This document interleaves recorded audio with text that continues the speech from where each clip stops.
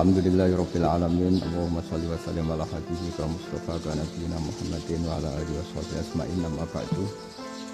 Yang kita hormati Bapak Rektor UMM Dr. Fauzan MPD, Bapak Suparto, Bapak Haris, Bapak Stardi dan Bapak Irwinto, juga Direktur Telkom Bapak Mungkas, teman-teman UMM dan semua yang mendengar yang kami hormati. Ini ngaji itu harus objektif itu jujur. Jadi bisa saja korbannya ayah saya, bisa rektornya, bisa semuanya, tapi korban dengan makna yang bagus. Karena di antara saran Al-Quran, Allah ngendikan kalau belajar atau mencari nasihat atau mencari kebaikan apa saja, itu diistilahkan walau ala anfusikum awil walidaini wal aqrabin, meskipun ketentuan itu merugikan kamu. Jadi ketentuan apapun yang merugikan kita harus tetap kaji meskipun itu tidak menguntungkan kita. Karena banyak problem, mulai dulu sebenarnya problem itu orang yang wakam da'in yadda'i annahu da'a ilallah, tapi hakikatnya yad'u ila nafsih. Jadi banyak dai yang mengklaim dirinya mengajak ke Allah dan Rasul, tapi sebetulnya hakikatnya mengajak ke kelompoknya sendiri. Saya ini termasuk kiai yang masih orisinil. Artinya orisinil gini, suatu saat atau kapan saja saya kok sudah tidak laku jadi kiai, asal Islam jalan tetap senang. Karena nggak penting yang populer saya apa enggak, itu tidak penting, yang penting agama ini tetap jalan. Sama, negara ini harus jalan siapapun presidennya. Nah, ini penting saya utarakan karena perbedaan antara nafsu dan komitmen beragama itu tipis sekali. Sehingga dulu pernah ada cerita, ini bukti keadilan Rasulullah SAW. Pernah suatu saat Nabi itu ngaji, yang ngaji seperti ini. Terus ada pemuda dengan cueknya ngelewati masjid yang sedang dipakai Nabi ngaji. Singkat cerita semuanya ngomel ya, bergumam, celaka betul pemuda itu, ada Nabi ngaji kok tidak ikut ya. Tapi Nabi secara besar hati ngendikan, ini ada di beberapa kitab di Fadhailul Kasbi, keutamaan kerja. Kata Nabi, pemuda itu mau mencangkul di lahannya. Jika dia mencari nafkah untuk keluarganya, untuk kebaikannya, maka itu bagian dari ajaranku. Jadi Nabi berbesar hati bahwa kerja seperti itu bagian dari ajarannya. Jadi tidak harus datang ke majelis ngaji. Dan bisa saja yang sedang hadir itu ya orang yang hindari istrinya minta belanja, dari ngaji terus benar dituntut belanja kan gitu. Mungkin anak-anak UMM yang kesini daripada tengok-tengok yang Malang bosan jalan-jalan ke Rembang gitu. Nah, jadi nggak mesti benar juga niatnya gitu. Jadi ya sama itu. Jadi kalau di dunia kiai yang masih orisinil itu, nafsu itu benar-benar dilatih. Maka masyhur dalam cerita ada orang perang sama Ali radhiyallahu anhu. Ketika perang ini sangat semangat, tapi ketika orang itu meludahi dan Sayyidina Ali ini tersinggung karena diludahi, Sayyidina Ali langsung angkat tangan, sudah perangnya nggak usah diteruskan, karena saya marah sama kamu sekarang demi nafsu, karena kamu meludahi saya, padahal saya tadi motifnya demi Allah dan Rasul. Jadi sangat tipis bedanya kita emosi karena diri kita dan emosi karena Allah dan Rasul. Sehingga ketika diludahin ini terus beliau mikir, jangan-jangan perang saya karena saya diludahin. Nah, yang hilang dari peradaban modern adalah Allah itu tidak begitu hadir di hati kita. Saya sering cerita di mana-mana, teks hadis itu sebenarnya berbunyi gini, ini hadis sahih. Mangka na yu'minu billahi wal yaumil akhir fal yukrim jarohu. Ada yang fal yukrim jarohu doifahu, ada yang fal yakul khairan aul yasmut. Siapa yang iman dengan Allah dan Rasul maka harus memuliakan tetangganya, memuliakan tamunya. Dulu itu ada seorang ulama dipanggil anak muda, dibully terus sekarang. Wahai kiai, datang ke rumah saya. Datang kiai itu. Setelah sampai ke rumah orang itu, silakan kiai kembali ke rumahnya. Saya tidak butuh kiai. Kiai itu dengan riang kembali. Setelah di rumah dipanggil lagi. Pak Yai silakan datang ke rumah saya. Datang lagi. Ya senyum-senyum kiainya santai. Wah nggak jadi butuh Pak Yai, silahkan kembali lagi. Sampai 3 kali. Oh itu kalau rektor digitukan marah itu. Dosen marah. Kiainya santai. Santai, senyum-senyum, rileks. Ketika ditanya, kenapa Pak Yai tidak tersinggung? Jawabannya unik. Anak muda, saya ini senang sekali nuruti perintah Allah, disuruh menghormati tetangga. Sehingga ketika Anda manggil ya saya datang. Ketika Anda nyuruh pulang ya saya pulang. Saya senang sekali nyenengkan tonggo. Dan itu perintah Allah, jadi tidak ada hubungannya dengan kamu. Wah pemudanya nangis minta dimaafin. Kalau kita kan enggak, kita ini dosen, kiai, mungkin kita doktor, mungkin kita profesor. Tapi kita ini sering didikte oleh orang bodoh. Kalau orang bodoh itu jengkel, lo kita ya jengkel. Lo kamu jengkel, dijengkelkan orang bodoh itu namanya terdikte. Itu bodoh apa pinter? Oh itu tidak pinter sama sekali. Kalau betul-betul kamu pinter hanya bisa didikte oleh Allah Subhanahu wa Ta'ala. Jadi antara hukum Allah apa? Wa ahsin man asa'a ilaika, berbuatlah baik sama orang yang berbuat buruk sama Anda. Itu dikteannya Allah. Kalau dikteannya orang-orang bodoh kayak dimangkel ben mangkel, terus kamu mangkel. Itu bodoh apa pinter? Nah, problem kita kekinian adalah wong pinter, wong bodoh itu podo-podo bisa didikte oleh sekelilingnya. Terus karuan wataknya perempuan seperti itu, wataknya anak-anak seperti itu, kita didikte. Anak-anak jengkelin kita mangkel, berarti kita didikte oleh orang bodoh. Makanya agama itu unik, kadang ngendikan wa ahsin man asa'a ilaika, kadang wasil mangkoto aka, sambunglah orang yang memutus kamu. Karena dengan demikian kita hanya didikte oleh Allah Subhanahu wa Ta'ala, bukan didikte oleh hukum sosial. Cara Jawane nak ngapiki tangga sing apik akeh tunggale. Berbuat baik sama yang berbuat baik pada kita itu, mbok orang fasik ya seperti itu, maling ya seperti itu, sama. Tapi kalau berbuat baik sama orang yang berbuat jelek sama kamu itu baru luar biasa. Dan memang teksnya hadis wa ahsin man asa'a ilaika, berbuat baiklah sama orang berbuat buruk sama kamu. Jadi gak boleh orang didikte. Makanya ngaji di sini diantaranya saya akan cerita dalam sebuah hadis sahih, dalam hadis hasan yang diriwayatkan Imam Tirmidzi, ada kalimat dari Rasulullah SAW. Dawe Nabi, la takunu imma'atan taquluna in ahsanan nasu ahsanna wa in dzalamu dzalamna walakin watti'u anfusakum in ahsanan nasu an tuhsinu wa in asa'u alla tazlimu. Kamu jangan jadi orang yang mudah diombang-ambingkan oleh orang sekeliling kamu, yaitu kamu mengatakan jika orang baik ke saya akan baik, jika orang buruk ke saya juga akan membalas buruk. Itu namanya Anda didikte. Tapi berkomitmenlah kamu akan berbuat baik meskipun orang lain berbuat buruk. Nah sekarang logika sosialnya begini. Kalau di Indonesia itu ada 1000 kiai, ada 1000 profesor yang ingin membenahi Indonesia. Rata-rata orang awam itu semau gue. Terus mereka mendikte kita. Perilakunya agak simpatik, perilakunya jengkelin. Terus 1000 profesor ini ikut jengkel. Itu kira-kira jadi solusi apa goblok bareng ya? Sama 1000 kiai ini ikut jengkel, ini jadi solusi apa goblok bareng? Goblok bareng. Nah problem sekarang kita ini biasa didikte orang bodoh. Nah makanya ciri khas orang muslim itu kata Nabi, mangkana yu'minu billahi wal yaumil akhir.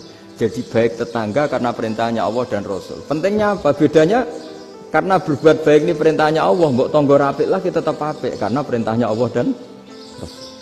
Begitu juga dengan hubungan dengan istri, dengan anak. Bojomu lagi cerewet lah, ya tetap apik. Karena dengan cara itu kita hanya tunduk kepada Allah dan Rasul. Tapi kalau kamu, istri saya kalau baik ya saya baik, kalau enggak ya enggak. Berarti Anda didikte oleh perilakunya dia. Itu latihan, ya kalau dalam bahasa pondok, latihan jadi wali itu yang paling berat itu. Nabi itu kalau sama orang munafik itu sabarnya Masya Allah. Padahal Nabi berso kalau orang itu orang munafik. Karena dengan cara seperti itu, bahwa kebaikan Nabi pada seseorang itu atas perintahnya Allah dan Rasul, bukan atas nama servis. Kalau Nabi hanya baik kepada Abu Bakar, itu mungkin orang bilang, sadune wong Abu Bakar baik sama Nabi. Tapi kalau Nabi baik sama orang munafik, Abdullah bin Ubay bin Salul, itu kalau nggak perintahnya Allah dan Rasul itu nggak bisa. Nah ini cobalah berlatih seperti itu, sehingga kita tidak mudah didikte. Ya saya ulang lagi, nggak mudah apa?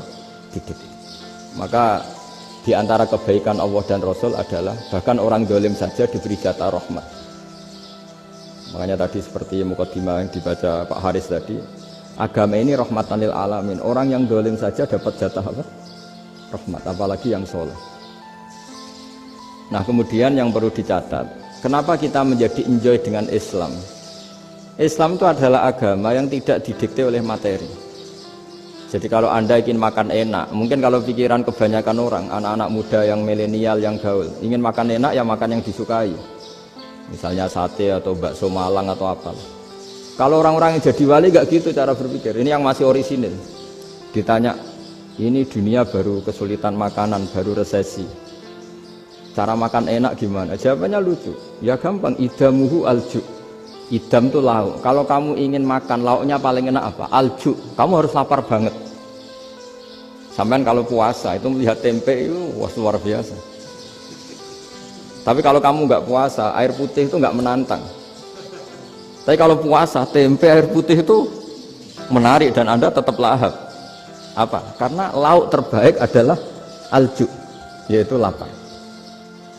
Nah tapi kita ini enggak. Kita ini kayak orang bodoh. Kayak orang bodoh tadi, profesornya makan nyaman ya kalau sesuai selera. Nah itu kan sama dengan anak-anak ABG. Anak ABG itu makan lahap ya kalau yang disukai. Lalu bedanya apa ABG sama profesor? Kalau cara berpikir masih sama kan itu. Kiainya juga gitu. Kiai makan enak kalau yang disukai, kalau enggak. Itu bedanya apa kiai sama orang awam? Orang awam juga gitu, makan lahap ya kalau yang disukai. Nah ternyata perilaku kita ini yang pintar sama yang bodoh sama mas. Kalau kamu ingin berkasta lebih baik, itu cara makan enak itu apa? Idamuhu al-jur.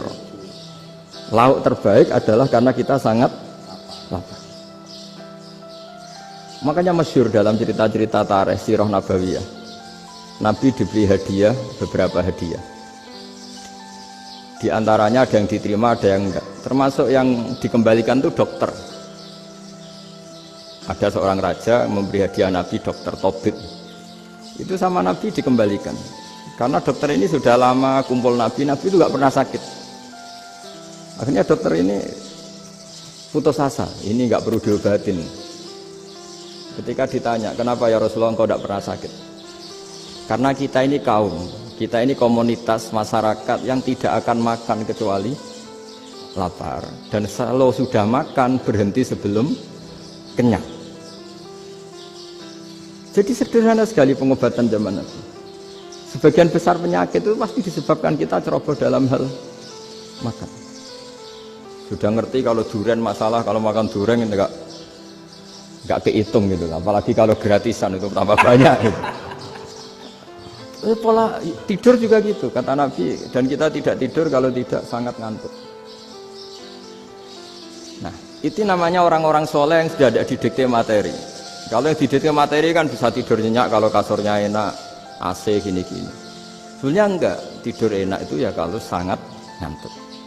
Mbok di gudang, mbok di bis, kalau sangat ngantuk ya semuanya ya enak. Sama, mbok lapar, mbok hanya tempe, tapi kalau sangat lapar itu ya enak. Nah ini ilmu yang mulai hilang, ilmu-ilmu yang mulai hilang.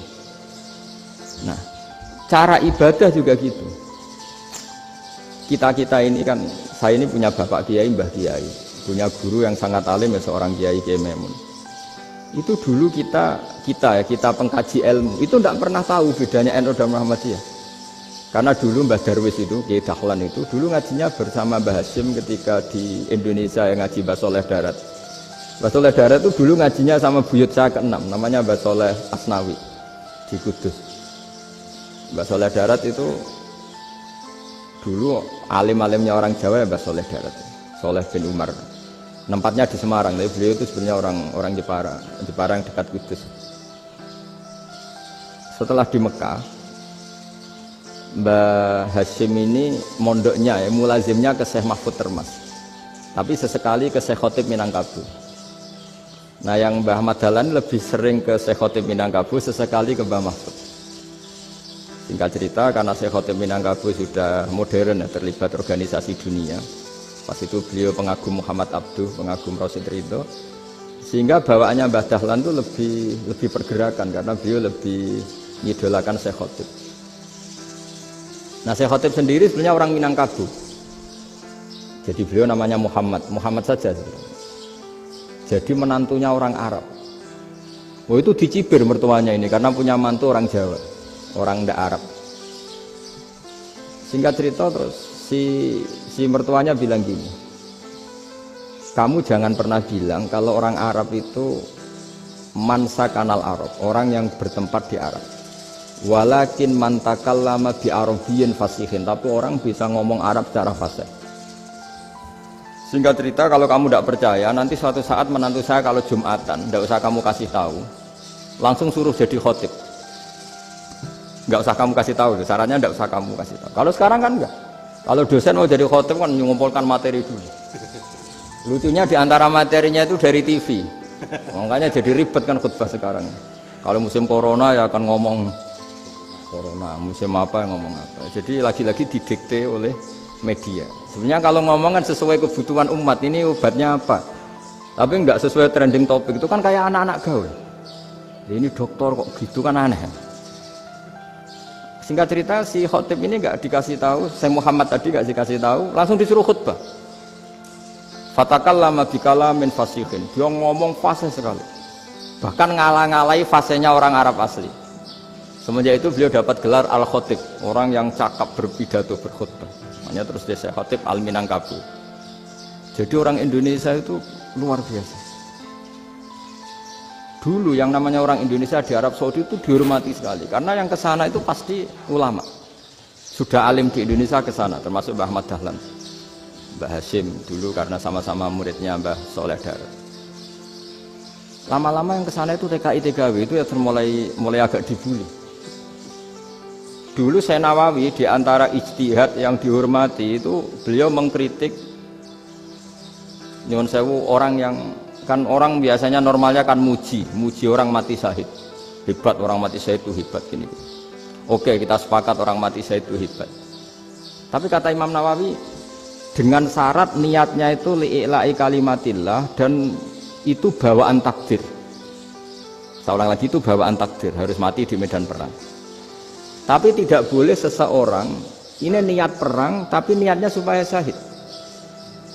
Karena kalau begitu berarti dia berniat supaya menjadi maktulal kafir, orang yang dibunuh orang kafir. Kedua, dengan dia mati berarti pasukan Islam berkurang. Berarti dia ingin pasukan berkurang, hanya ambisinya dia ingin langsung ke surga. Misalnya pasukan orang Islam itu 10, orang kafir 10. Kalau kamu ingin syahid berarti mati 1 kan, tinggal 9 kan. Nah kalau yang seperti itu 10 kan mati semua. Gara-gara ingin syahid akhirnya perangi rapati tenanan, benang mati, benang mlebu swarga. Kata Syekh Nawawi, ya enggak. Kalau kamu perang sama orang kafir ya niat menang. Dengan niat menang ini kamu ingin li'ila'i kalimatillah. Tapi kalau kamu ingin syahid berarti kamu menuruti keinginan nafsu kamu yang cepat masuk surga. Itu orang Arab kagumnya bukan main. Karena di mana-mana orang itu dinilai dari niatnya. Paham ini ya?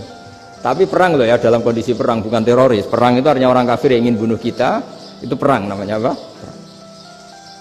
Dulu orang cerita syahid itu hanya pokoknya syahid itu hebat, pokoknya syahid itu hebat.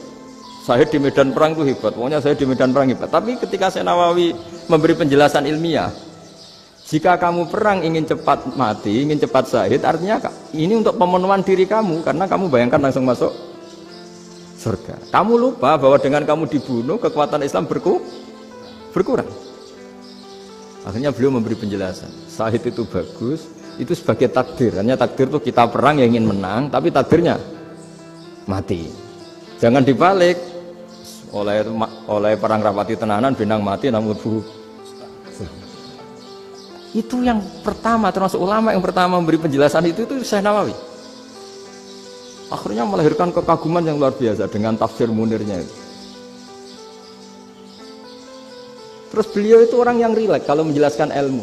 Ini juga guru-gurunya Mbah Hashim, Mbah Guru sama Mbah Hashim, sama Mbah Ahmad Dahlan Syekh Nawawi.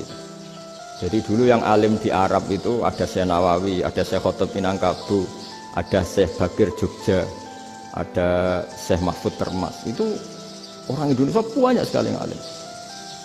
Bahkan diantaranya yang dikagumi Al-Azhar itu juga orang Indonesia, nama Syekh Abdul Manan, itu mbahnya Syekh Mahfud Termas. Itu pertama ada duta besar Indonesia di Mesir, itu termasuk barokahnya Mbak Abdul Manan tadi, itu juga orang Indonesia. Jadi pemahaman ulama Indonesia itu khas, termasuk ketika memaknai apa? Syahid. Ketika memaknai apa? Syahid. Itu unik. Ketika Senawawi diuji dulu, itu yang namanya ulama diuji dulu oleh 100 ulama. Jadi dulu ya ada kompetisi. Imam Bukhari diakui jadi ahli hadis itu diuji oleh mi'atu muhaddisin, 100 orang ahli hadis, sanad dibolak-balik, matanya dibolak-balik, tapi beliau tetap bisa mengembalikan proporsi sanad itu. Senawawi pernah diuji gini. Ayul afdol al ulama awe salatin. Keren mana ulama sama raja atau sama orang-orang kaya, sama penguasa? Ya keren ulama. Terus dibully sama orang. Tapi setahu saya banyak ulama yang antri di rumahnya raja, tapi saya tidak tahu melihat raja antri di rumahnya ulama. Kan kebanyakan kan mungkin ustadz atau kiai yang antri ngajukan proposal kan enggak. Nah, kalau raja kan enggak pati itu, malah enggak usah antri, kiainya sudah nyambut sebelum datang. Jawabannya lucu Senawawi itu, dan yang tanya itu langsung diem. Ya karena ulama itu tahu fungsinya uang, sehingga cara nyari sampai seperti itu. Sementara raja-raja itu tidak tahu fungsinya ilmu, makanya tidak pernah sowan ulama. Sehingga jadi ya dianggap enteng saja. Ulama kan tahu fungsinya uang, tahu untuk pondok, tahu masjid. Sementara raja tidak tahu fungsinya ilmu.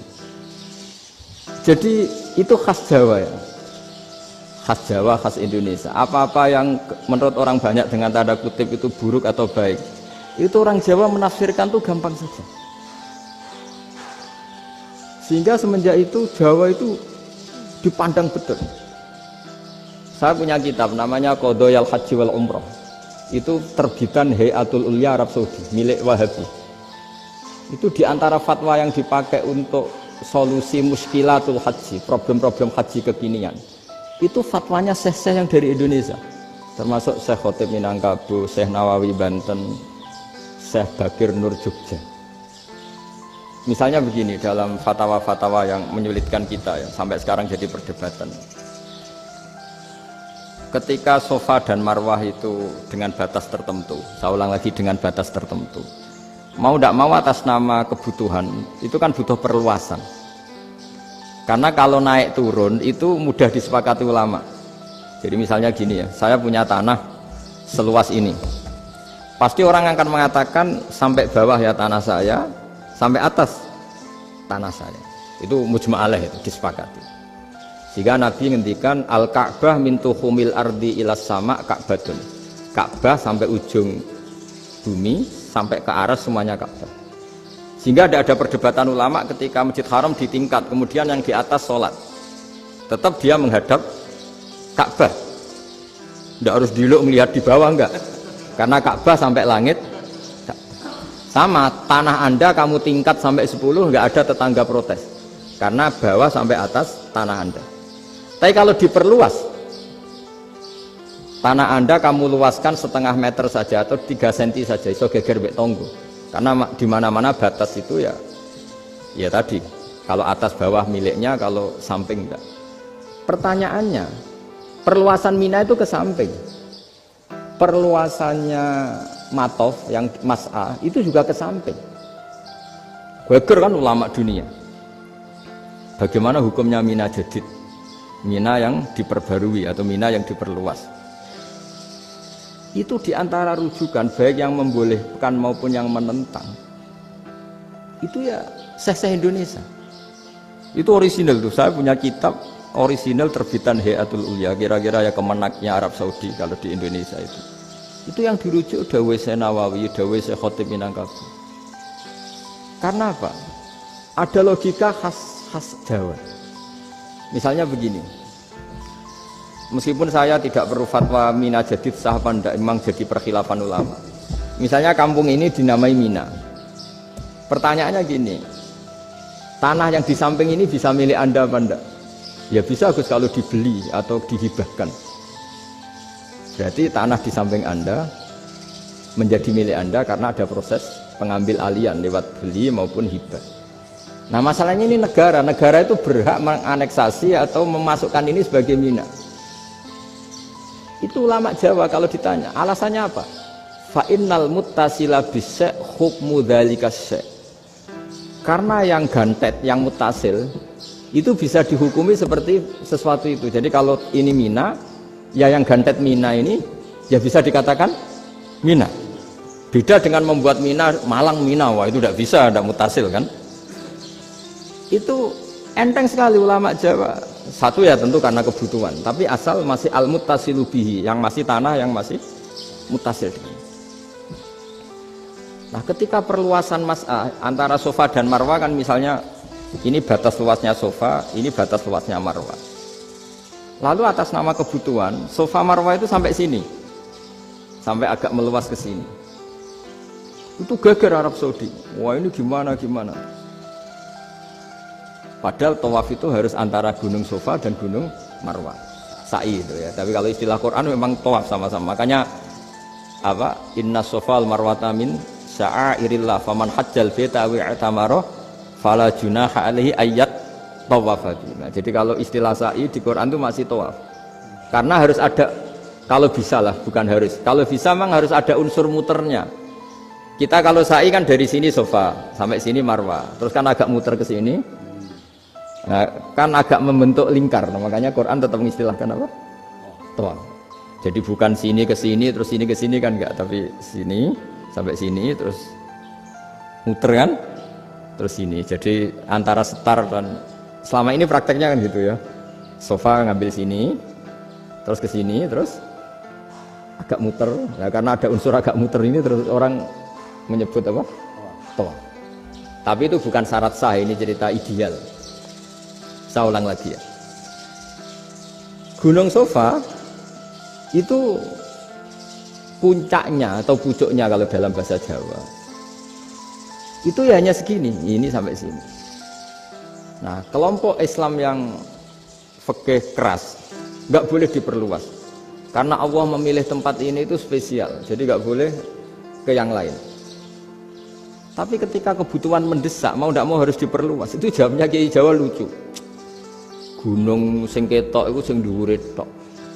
Sikilane luwih ombo. Jadi karena kita kan gunung kan bentuknya gini. Nah, sofa yang kecil itu yang atasnya, tapi sikilannya sini kakinya lebih luas.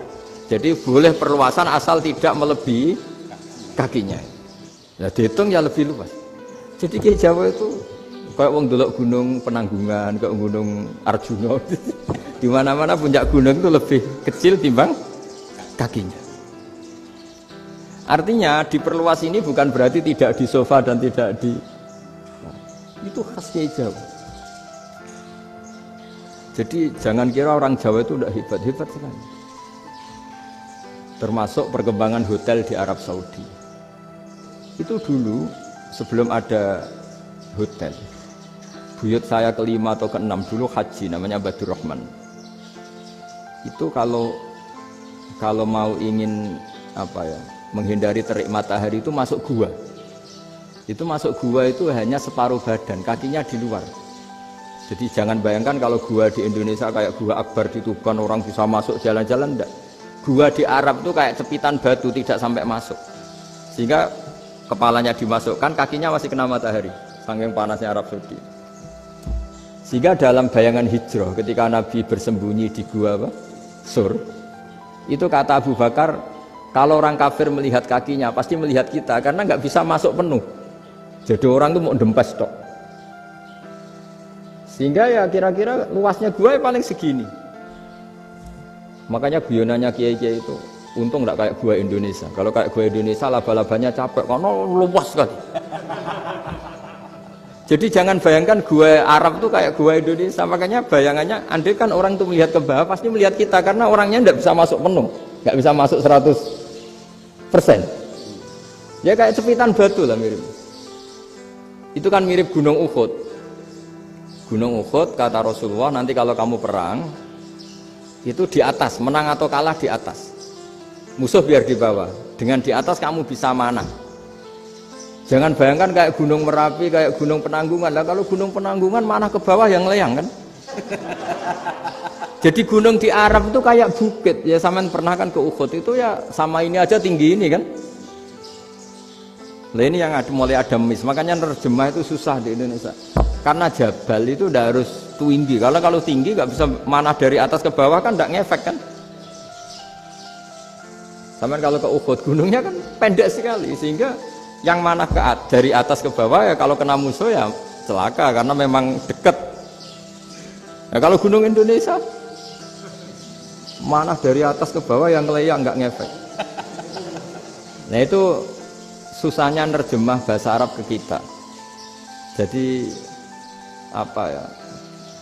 Transkrip itu nggak gampang karena ada pengertian yang beda. Kita kalau bilang gunung itu tinggi sekali. Sampai banyak mahasiswa tersesat ya saking tingginya. Kalau orang naik Uhud nggak akan tersesat, wong ketok dari bawah itu.